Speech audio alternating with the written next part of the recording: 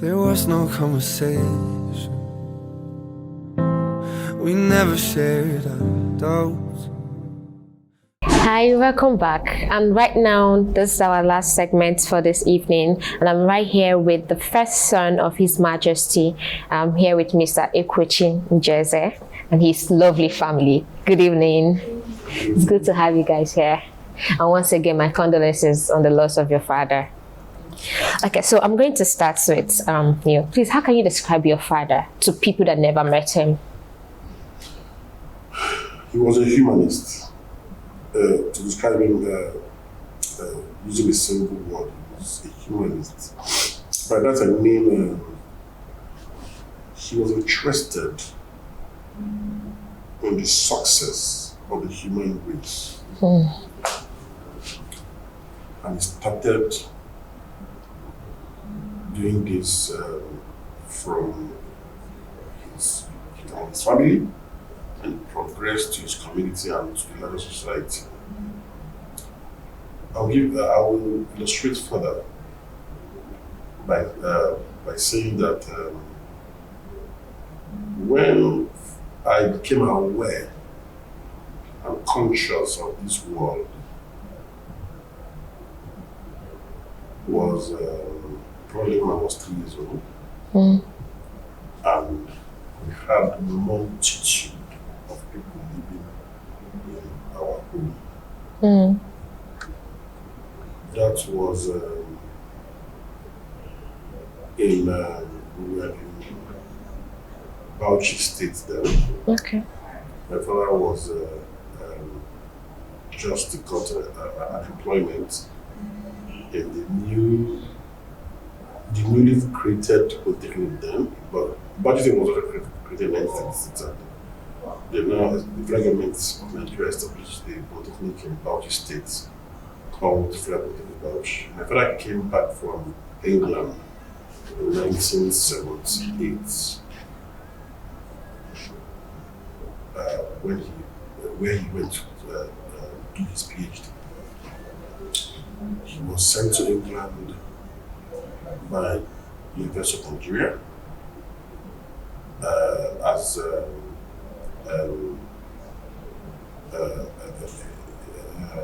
scholar, sponsored by the university because of his performance in his undergraduate studies. He came out as the best graduate in not only of his department, but of his faculty of computer sciences. That's great. He read estate management. He was the best in his class in estate management and also the best in his faculty of computer sciences of the University of Nigeria. And on account of this, he was sent to the University of Cambridge, England, one of the best universities in the world, to study for his postgraduate degree. He went there. He was actually supposed to do his master's and eventually PhD. But when he got there, he was evaluated, and the university told him his knowledge and the capability he demonstrated during the evaluation has indicated that he could actually go for PhD straight. So because of that, he skipped masters and went for PhD straight. These are privileges given to top scholars. Other people have enjoyed such privilege, but they're quite few. So he now embarked on his PhD and finished his PhD in record time of 2.5 years. Normally, PhD students finish PhD in 4 years, but he did his own in 2.5 years. And came back to, of course, the university sent him, came back to the university to commence, to continue his job there as a lecturer. But of course, he was too ambitious let me not say too ambitious, because he had his nephews and nieces to take care of, and he needed to earn good money to do that. And they were taking them in Bauchi. Friend offered him a very great appointment to go and set up this school of environmental studies. They call it the School of Environmental Studies in Bauchi. It's a very huge pay. As a matter of fact, he moves from being something like in levels? In levels, something like, say, I could be wrong, but something like that. So, say, grade level, say, probably 12, 11, 12 or something, to 15. Wow. It was astronomical in terms of the rise. So he, of course, took up that offer and relocated his young family and the people that were his dependents to Bauchi. In that early years of his career, yes, he went with his family and even had more people staying with him. Yes, so right from the point I became conscious of myself as well, I had most of the mistakes. Wow. And he was taking care of everybody. No one is about to buy, I'm talking about like treating. Interesting. And he was taking care of, and these were my relations. I'm talking about cousins and uncles. That's my own cousins. And he continued in that manner, taking care of people. And I remember something happened. We were living in a very reserved area in Bauchi, reserved for expatriates. So we had Indians, Pakistanis, Filipinos, even around us. They were also, them, they not had a lot of info for him. We were lacking manpower, skilled manpower. So we were poaching people from different areas and different countries. So we also had other people from other areas in Nigeria, Igbos, Yorubas, Deltas, and others living around us. It was a reserve area. And it was only now when we had 20 plus people living. It was a 4-bedroom bungalow. Yeah. With 2 boys' quarters. We had 20 plus people living in this place. Wow. And he catered for everyone. It was very well.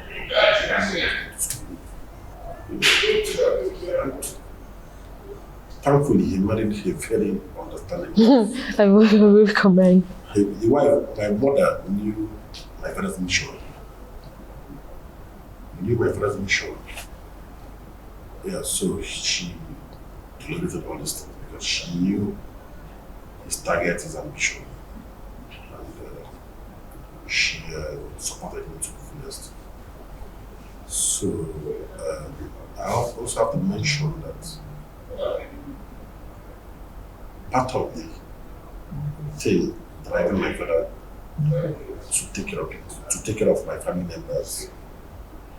My grandfather was a poor man, but a very intelligent man. He was a cold humor. Okay. As my father's father. And when he was younger, when they were, it was like they were conscripting people into school in those days, in my grandfather's days, when they were younger. Yeah. They would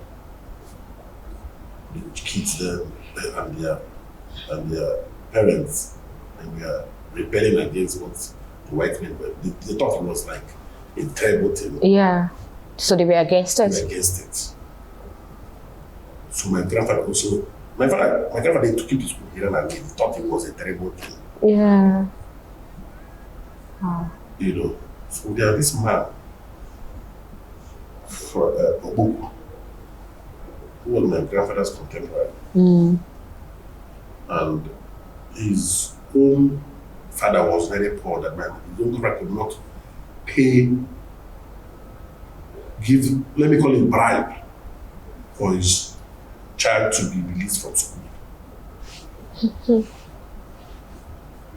You know something? So Yeah. the child who ended up getting primary school education. Just because the dad couldn't pay. This was in the 19th century. The father was so poor that he couldn't pay his way to get his child Out of school. My own great-grandfather paid for his child to be taken out of school. That was how ignorant they were. Meanwhile, this Ubuku man ended up having private education in the 18th century. Sorry, 19th century, not 18th century. 19th century, was the 18th something. So 19th century. But because he had, you know what it meant having primary education there? It was massive. He was employed as a clerk in the coal corporation. While my grandfather was employed as a coal hewer, laborer in the Nigerian coal corporation. And Ebuka ended up becoming one of the Jasmine in Abor, on account of the fact that his father could not bribe his way out of school. To take his child out of school. He ended up becoming a massive blessing in his life. My grandfather saw how his friend was transformed because he went to primary school. He was now dying and whining with the white men. Super rich in their standards of those days. I was like, so this is, so if I had known, I would have allowed my father to take me out of school. So he now vowed that his first son, Ekwochi Njeze, was go to school. That is my father's school. And out of it, all the money was getting into, most of the money was getting into, he was getting from his coaching job, he was using to pay his son's school. He's now ended up going to school. CK Solution. He stopped at class 3. In this class 3. The father could not continue paying. But that was also a loss. Even though he stopped at class 3, the same Nigerian corporation employed him and now trained him further. And he also now became a rich man. So he was Ekwochi Njeze that now started training all his siblings. Wow. So he went down a generation. You know. So my father also recognized that this should not stop here. Ekwochi Njeze had 9 children. And my father recognized that his senior brother also needed help. You know, even though he was reasonably rich, but he couldn't, it was going to be a struggle to do all that with his own train my siblings. children in the university. And apart from that, my father also had his other siblings' children to take care of. So my father was in a hurry. After he finished his PhD, he was in a hurry to make money and start helping out. Okay. You know, training his native services. So now after he accepted the offer in Bauchi, to Bauchi. And had a number of people. And had a lot of people So that was how it was. As a matter of fact, I asked my father one question. One day, we were going to our neighbors' homes and we were seeing them were quite feeling their homes. And we were like, why is it that we have nothing to say? He told me I would want to understand that I was 9 years old then. I know why did he was in my call. He told me I would understand. And he would tell me when he feels I am mature to understand certain things. I was still like I was still confused, but I just left it. My father told me, I don't believe you, that's okay. Tell me the reason. So when I was 9, when I finished from the school, he called me to, before I entered the tertiary school in the university. He called me to now. He feel that I am now mature enough to understand it. So he made me feel like I was going to answer that question I refused when I was 9 years old. He told me he had multitude of people in the world because he wanted to ensure that his children, he had 4 children, never had just 4 children. And his children does not are safe. For want of words, that his children are safe. That if he does not give the same opportunities he is giving his children to his nieces and nephews, there are going to be unnecessary rivalry, unhealthy rivalry, suspicion in the family, and unnecessary jealousy. If you want to tear the family apart, I'm not enlightened of the family. So the best thing to do was give everybody good opportunity. So they made. Yes. And he paid up the time. He paid up the time. That is why the family is good today, because people had the same opportunity, and most of us should try that. That's quite interesting. And he extended this same attitude to other society. He helped not only the Njezes and Njeze's relations, he helps people from my town a lot in education, in getting employment, in businesses. Also help the larger society. And that was why, because of this is a humanist nature, making sure that humanity progresses. The then Igwe of Abor, Igwe Oluwakemi, her father on him the title Odalije Chat. I will attempt to translate it. Odalije. Now, if you go palm tree, the palm tree that bears palm fruit. Now, when that palm fruit, the palm fruit is in a head, there's a head that houses the palm fruit. So when they are ripe, when those palm fruits are ripe, some of them drop on the floor, on the ground. Those ones that drop on the ground are called Ijabo. The apple is the palm listing. Yeah, palm head. It's Chisom. That's the big one here. So it drops. Ijabo is for everybody. So if you are walking, you see a palm fruit on the floor, you have every right, even though you have your rock tree, every right to pick from it. Enjoy as you want. Okay. Right? Okay. So what it means is that the job is for everybody, regardless of whether you own Yeah, or not. The palm tree or not.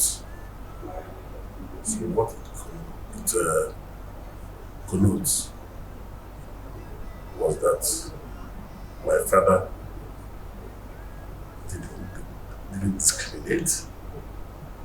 He was helping everybody. You know, he was a jab. It was that symbol of that. Okay. Do you understand? Yes, just now. Just come and get shook, get help, get assistance. Regardless of whether you are rich or poor. So, in a nutshell, that was who he was. He was a human par excellence. Okay. Right. That's very good. Thank you so much. That was quite detailed and we needed to get that part of it. Hi, Lee. How are you? Okay, so can you share your favorite moments with your granddad? My favorite moments with him were the ones where he and I would sit together and I would ask him a few questions and he would always tell me and make sure that I understood everything he said and that he'd always make sure that I knew the history surrounding The family. Wow. So he made out time for you. You actually got to sit down and talk to him. He didn't bother with your age or anything like that. So he made you feel welcome and everything. Yeah, I'm sure you miss him. Okay, so tell us, did he have any nickname for you or anything he called you? Let us know. me his first lady. Oh, nice. Are you serious? Yes. First lady. Yes, because the meaning surrounding that name is because my dad is like the first son. Oh. So I'm the best. First from the house, the first grandchild from the house. They're Njeze name. Oh. so and I was always like very close to her. That's very nice. First lady. Indeed, I am proud. Oh, I can feel that. I can feel that. It oozes out from you. I know that. Thank you so much. Hello. So back to you. Daughter-in-law. What was it like being the daughter-in-law of such a great man? Well, I would say I really felt loved. I'm not Igbo. Oh. I'm Yoruba. Wow. And it wasn't tribalistic. He took me as his daughter. Yeah. But, a lot of time he calls me like, we speak like almost every week. If I don't call him, I know in 2 weeks he will call me. He will definitely call. And I feel so guilty. Yeah. He's keeping up. I've not called him. So, so it was really a nice experience. So what are you going to miss most? I know there are so many things about him, phenomenal things a lot of people have told us. But what was that thing that you know that if you wake up tomorrow and you think about, like, you just remember? Yes. Well, I would say if I have something bothering me, I'll call him to tell him, and he will never take sides. He'll tell you if you're wrong. Yeah, I tell you when. Yeah. If you're right, he'll tell you you're right. And he was not. He didn't feel too big to apologize. I think one of the ladies mentioned it somewhere. Yes, he didn't feel too big to apologize. Yeah. If you feel he offended you, just and another thing is that it was he mixed with anyone. There was nobody that was too downtrodden to him. Too young, too old, or he mixed freely with the young, the old, the poor, the rich. Everybody was equal to him. That's a great man right there. That's a great man. Okay, let's round up with you, sir. If you had to say you have one more moment to share with your dad, what would you want to spend it with? If you had to have another opportunity to be just one more day with His Majesty, what would it be like? I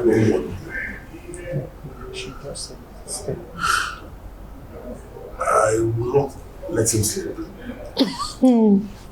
I would. He was a good storyteller, right? Yeah. Very, very massive, storytelling. I would ensure I probe him and probe him. Question him so that he will tell the stories, and also I will get you give me wisdom. So that is what I would do if I was given the opportunity to spend one more day with him. Okay. Throughout my life, he was always telling us stories, because examples, of things in life. We were doing a lot of wisdom from all those stories. He will make sure that you actually understood the reason why he was telling you that story. The lessons.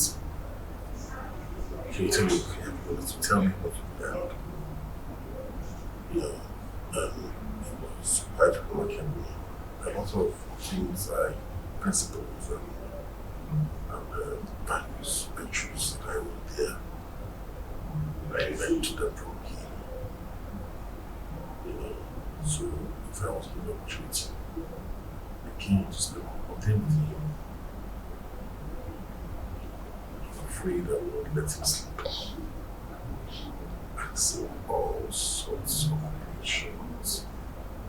But he will tell me stories, all stories. But every time you reach that is of wisdom. Yeah. Okay. So so far we've learned that he's a family man, he's a leader of the community, he's a scholar, he's well open to culture and tradition, he's an open-minded person that doesn't discriminate from young, old, rich, poor and all that. He's all that to people. But what value do you want us, the community, the people, those that met him, those that did not meet him, everyone out there, what value do you want us to take from the life of your father? The value I want everyone to take is the value of humility. 1. 2 is value of self-identity. Humility in the sense that he could relate with all strata of society. Everybody, just like my wife mentioned, rich or whoever you are, you can relate with you at your own level. Right? And he was such a man that promoted culture. Promoted culture, he believed in the identity of people. Yes. We want to believe what informed that his attitude in life was the kind of education he got. Having schooled in one of the best positions in the world. He learned that look, you have to maintain the originality of your identity. Once you make the mistake of carrying on or imbibing other person's identity, people may not respect you again. And that is actually the pain of some countries most countries in Africa. Right? Mm-hmm. I don't want to go to, but that's what the things. We lost our identity. We lost our originality. And it has not helped us. So what he did was he put a culture. He put a culture in us, and he always tells me something that in culture, that he believes in culture a lot, but he believes that culture is dynamic. Any culture that does not subject itself to dynamism, to reforms, will die a natural death. Okay. Because if a culture that does not adjust itself to the changing times, will be attacked and be killed. So if you adjust yourself, retain the essence of the culture. Yeah, but fixing, face out there. Here and there. You know the essence of that culture remain. I think exactly that in our community, in Abor, and in Abor in general. Yeah. So these are the values that I would say actually took from me. They were good values. Okay. Thank you so much. We appreciate your time for your family to be here with us, and we wish you the successful funeral coming next week. Thank you so much. Try to play it cool, but damn, I'm missing you. What if